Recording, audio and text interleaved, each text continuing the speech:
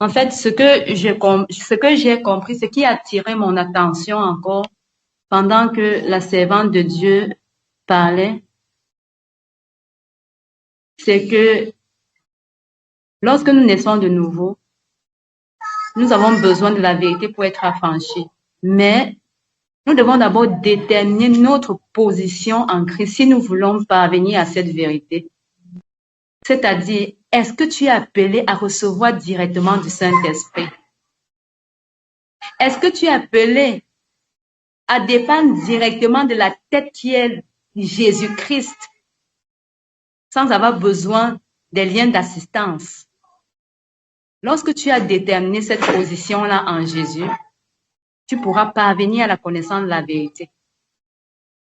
Si tu es appelé en tant qu'apôtre de première classe, alors tu dépends directement de Jésus-Christ qui est le chef de l'Église. Mais mon frère, ma sœur, si tu es appelé,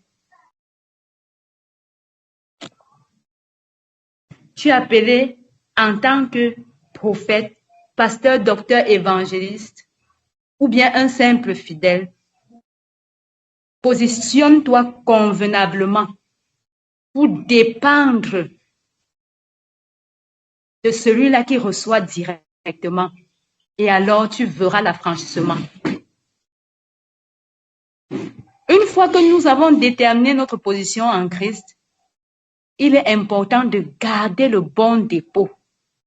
Voilà pourquoi l'apôtre Paul pouvait dire à Timothée de garder le bon dépôt en évitant les discours vains et profanes. Et nous connaissons que ceux-là qui n'ont pas respecté ce principe ont été détournés de la vérité. Donc tu peux même avoir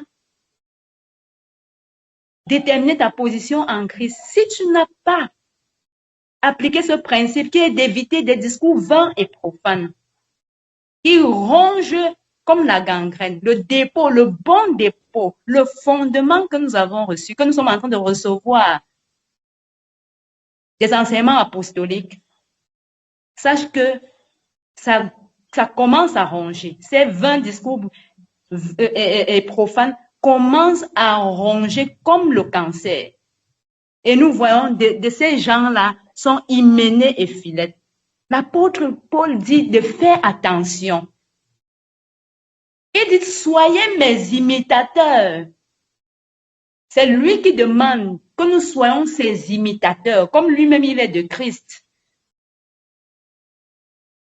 Ça veut dire si j'imite tout ce que je vois un ministre de Dieu faire, parce que je sais que ce sont des enseignements fondateurs, si je les restitue comme il se doit, alors je ne suis pas dans le péché, je ne suis pas dans le culte de la personnalité.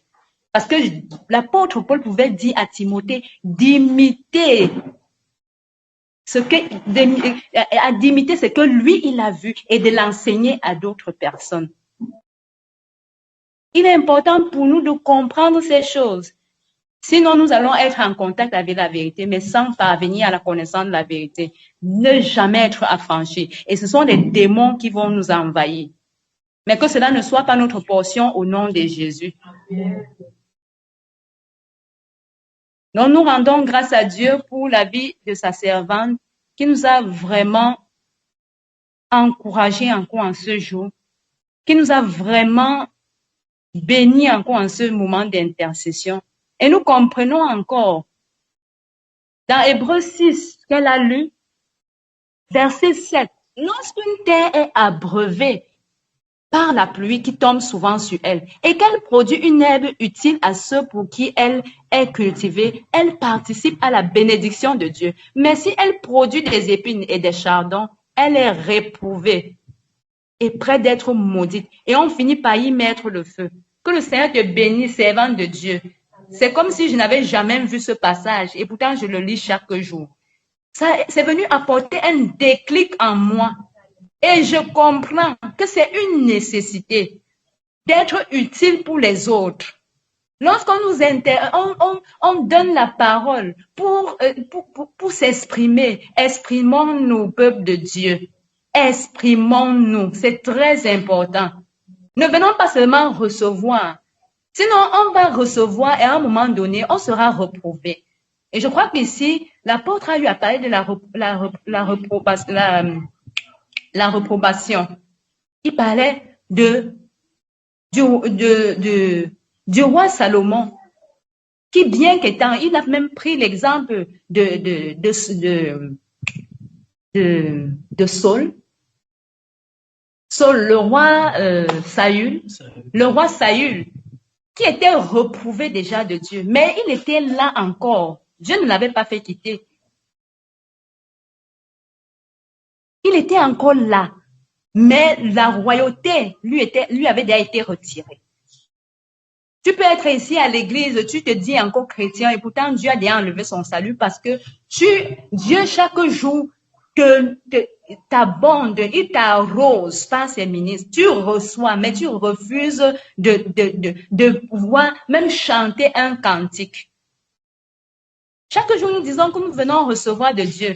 Mais nous ne connaissons pas comment Dieu peut nous utiliser. Dieu peut utiliser quelqu'un avec un cantique pour nous encourager, pour nous reprendre. Parce que c'est aussi ça la vie chrétienne. Si on t'encourage seulement, mais on ne te reprend pas, c'est qu'il y a un problème. Nous venons avec une expectative, mais comment est-ce que nous allons recevoir de Dieu si nous sommes incapables d'être utiles pour les autres? Parce que, en fait, aujourd'hui, ici, il y a une attente dans mon cœur. Peut-être, je n'ai pas encore vraiment reçu ce que je suis venu recevoir aujourd'hui. Peut-être tu as ça, tu détiens cela en toi. Peut-être il y a quelque chose que Dieu a déposé dans ton cœur qui va me bénir. Mais tu n'as pas encore fait. Il y a un cantique que quelqu'un peut donner. Il y a des actions de grâce que quelqu'un peut donner pour apprendre à une autre personne à élever Dieu, à apprécier Dieu. Il y a un témoignage qui peut venir encourager quelqu'un, qui peut venir booster la vie de quelqu'un. N'attendons pas des grandes choses avec Dieu pour témoigner.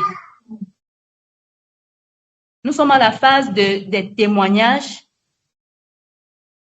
à la phase des cantiques. Si quelqu'un a un cantique, une révélation, il peut donner, mais moi, je veux rendre déjà grâce à Dieu. Parce que je me rappelle que la servante de Dieu, Maman Monique, a eu à nous parler ici de la part du Seigneur, que nous ne connaissons pas vraiment rendre grâce à Dieu. Nous ne savons pas apprécier Dieu pour ce qu'il fait dans nos vies. Moi, j'ai décidé, par la grâce de Dieu, d'apprendre à lui rendre grâce pour des petites choses. C'est vrai, c'est moi qui dis petites choses, mais elles sont grandes. Parce que, en fait, généralement, ce qu'on dit petit, on croit être petit, c'est grand devant Dieu. Donc, aujourd'hui, je veux témoigner. Depuis dimanche qu'on s'est séparés, de lundi jusqu'aujourd'hui, moi, je suis sortie. J'ai pris la route pour aller faire l'œuvre de Dieu comme d'habitude.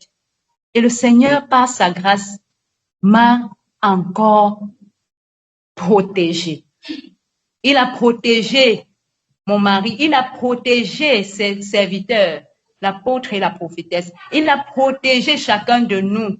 Il a protégé nos enfants. Nous connaissons ce qui se passe dans les écoles. C'est par sa grâce si nous sommes encore debout, si nous sommes en santé, si je peux même prendre le micro comme ça et parler, c'est par la grâce de Dieu. Une autre personne doit être couchée maintenant à l'hôpital. Mais moi, le Seigneur m'a fait grâce. Voilà pourquoi je veux dire merci encore à Dieu.